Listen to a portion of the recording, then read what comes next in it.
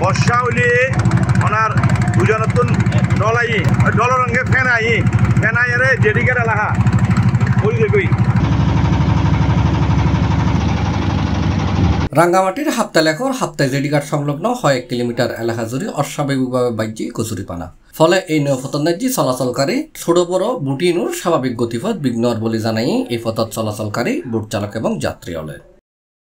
September 3 তারিখ মঙ্গলবার সকাল 9টায় জেডিঘাট এলাহার নাজি জায়রে দেখা গিয়ে এডে খসুরি ফানাত নাজি পুরো বরি গিয়ে গত এক সপ্তাহ ধরে উজানতুল লামি আইনে ফারি ডলর লয় এই ফেনাইন জেডিঘাটত আয়রে জন্মে যার কারণে ইঞ্জিন চালিত বুটটিন ঠিক সময়ে ফেনা বিদ্যুৎ দি চলাচল করি নফারের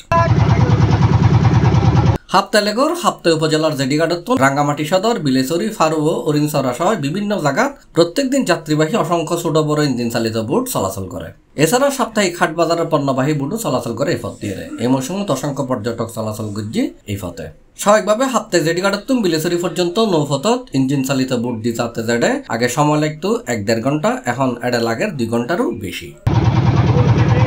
সি+, চট্টগ্রাম।